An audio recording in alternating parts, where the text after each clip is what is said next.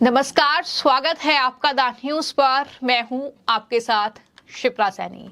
मोदी सरकार ने आरएसएस को लेकर एक बड़ा फैसला लिया और उस फैसले से विपक्ष अब बौखलाया हुआ है। दरअसल राष्ट्रीय स्वयंसेवक संघ यानी आरएसएस की गतिविधियों में सरकारी कर्मचारियों के शामिल होने पर अब तक जो प्रतिबंध लगा था, अब उस प्रतिबंध को हटा लिया गया है।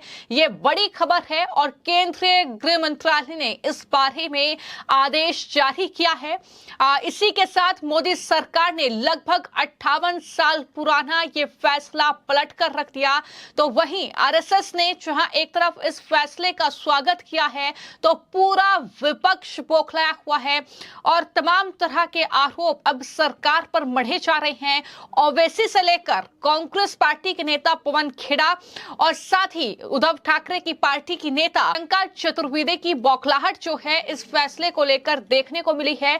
जहां एआईएमआईएम चीफ ओवैसी ने इस फैसले को लेकर एक्स पर पोस्ट किया और इस फैसले की जो ऑफिशियल जो कॉपी थी आदेश की, वो दरअसल ओवैसी ने शेयर की और इसी के साथ एक्स पर पोस्ट करते हुए ओवैसी ने लिखा कि इस कार्यालय ज्ञापन से कथित तौर पर पता चलता है कि सरकार ने आरएसएस की गतिविधियों में भाग लेने वाले सरकारी कर्मचारियों पर से प्रतिबंध हटा दिया है। अगर ये सही है, ये सच है, तो ये भारत की अखंडता और एकता के विरुद्ध है। आरएसएस पर प्रतिबंध इसलिए है क्योंकि उसने मूल रूप से संविधान, राष्ट्रीय ध्वज और राष्ट्रगान को स्वीकार करने से इनकार कर दिया था। प्रत्येक आरएसएस सदस्य शपथ लेता है कि वो हिंदुत्व को राष्ट्र से ऊपर रखता है। कोई भी सिविल सेवक अगर आरएसएस का सदस्य है तो वो राष्ट्र के प्रति वफादार नहीं हो सकता। ये ओवैसी का पोस्ट है। जो सरकार ने फैसला आरएसएस को लेकर लिया है, उस पर दरअसल ओवैसी की बौखलाहट देखने को मिली है और सिर्फ अकेले ओवैसी ही नहीं बल्कि कांग्रेस पार्टी के प्रवक्ता पवन खेड़ा की ओर से भी एक पोस्ट किया गया। उन्होंने भी इस आदेश की कॉपी को पोस्ट करते हुए लिखा कि 58 साल पहले केंद्र सरकार ने सरकारी कर्मचारियों के आरएसएस की गतिविधियों में हिस्सा लेने पर प्रतिबंध लगा दिया था। मोदी सरकार ने ये आदेश वापस ले लिया है, लेकिन जैसे ही विपक्ष की ये बौखलाहट आरएसएस को लेकर देखने को मिली, वैसे ही बीजेपी की सांसद और एक्ट्रेस कंगना रनौत ने विपक्ष पर जोरदार पलटवार किया। उन्होंने प्रधानमंत्री नरेंद्र मोदी का जिक्र करते हुए ये कहा कि हमारे प्रधानमंत्री हमारे सबसे बड़े आदर्श हैं, अब तक के सबसे सफल संघी हैं और उन्होंने एक युवा व्यक्ति के रूप में अपने विकास और संवारने में संघ के योगदान को स्वीकार करने से कभी परहेज नहीं किया।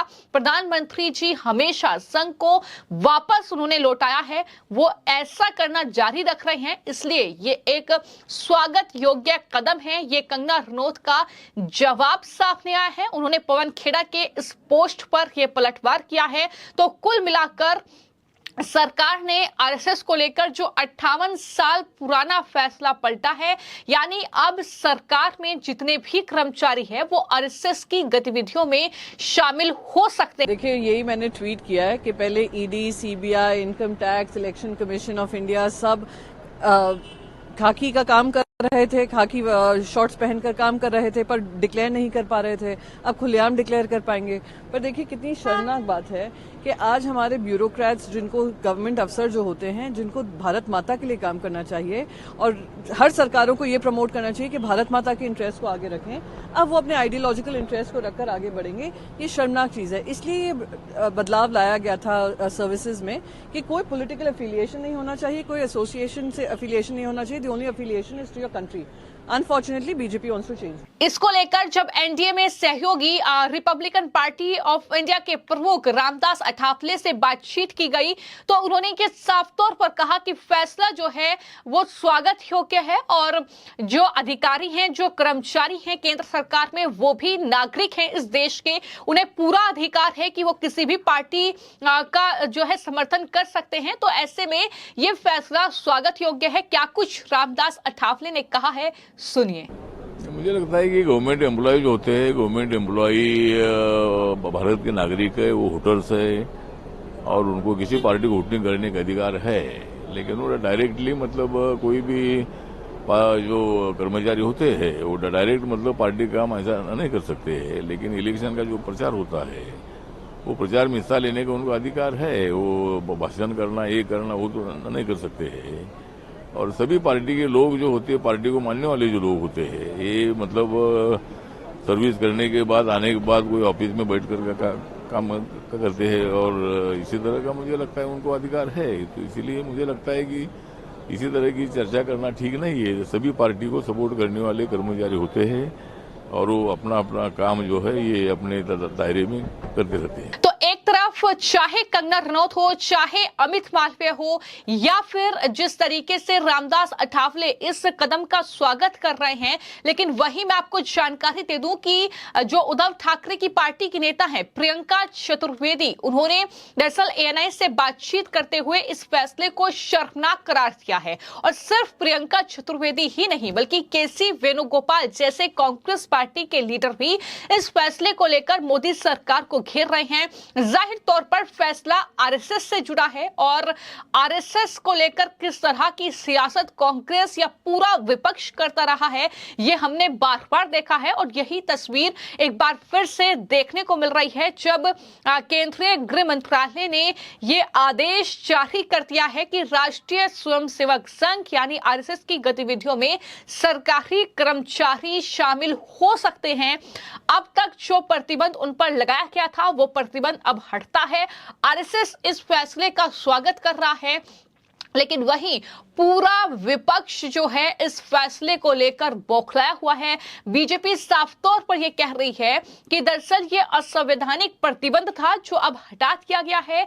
ये आदेश शुरू से ही पारित नहीं होना चाहिए था।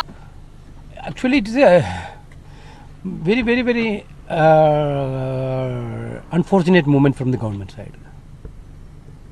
Well, no, the government is not learning any lesson from the people verdict. That is what this, not only this issue. In every issue we can see that government is not learning any lesson from the people's verdict.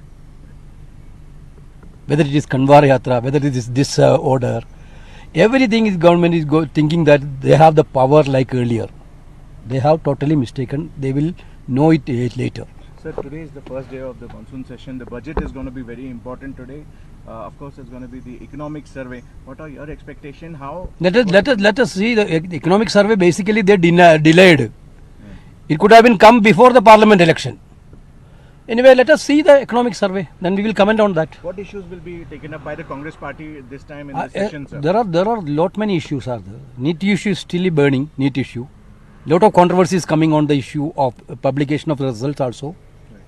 And the divisive agenda is already emerging, like Kanwar Yatra I told you.